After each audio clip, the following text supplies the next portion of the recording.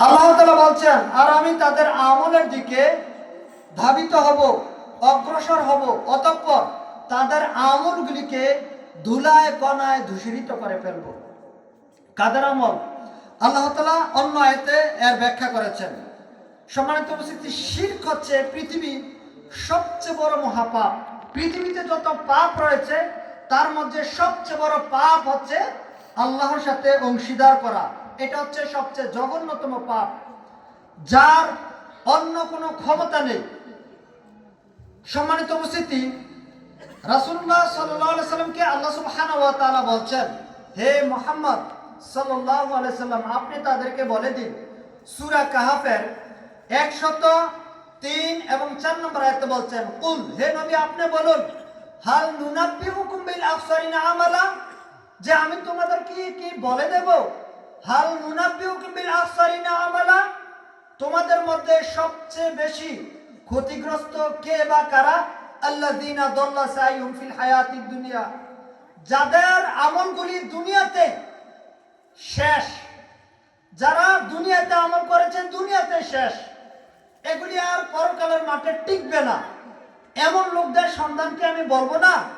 হাল নুনাব্বিউকুম বিল আখসারিনা আমালা আল্লাযীনা দাল্লা সাইয়ুম ফিল হায়াতিদ দুনিয়া, অথচ তারা মনে করছে যে আমরা যে আমলগুলি করছি এগুলি ভালো আমল। আমাদের সমাজে অনেক আমল রয়েছে, মানুষ মনে করছে এগুলো হচ্ছে ভালো আমল। সম্মানিত উপস্থিতি, আব্দুল্লাহ ইবনে মাসউদ রাদিয়াল্লাহু তাআলা আনহু তিনি বলছেন যে রাসূলুল্লাহ সাল্লাল্লাহু আলাইহি ওয়াসাল্লাম যখন মক্কায় প্রবেশ করলেন, যখন তিনি মক্কায় প্রবেশ করলেন তখন তিনি দেখলেন মক্কার চারপাশে প্রায় 360টি মূর্তি ছিল। এই মূর্তিগুলিকে তিনি লাঠি দ্বারা আঘাত করলেন আর বললেন, জা আল হক ওয়া জাহাকাল বাতিল ইন্নাল বাতিলা কানা যাহুকা। রাসূলুল্লাহ সাল্লাল্লাহু আলাইহি সাল্লাম বলছেন, এসেছে সত্য, চলে গেছে মিথ্যা, নিশ্চয়ই মিথ্যা চিরদিন মিথ্যা, মিথ্যা চিরদিন মিথ্যা, এটা বাতিল। রাসূলুল্লাহ সাল্লাল্লাহু আলাইহি সাল্লাম বুঝিয়ে দিলেন।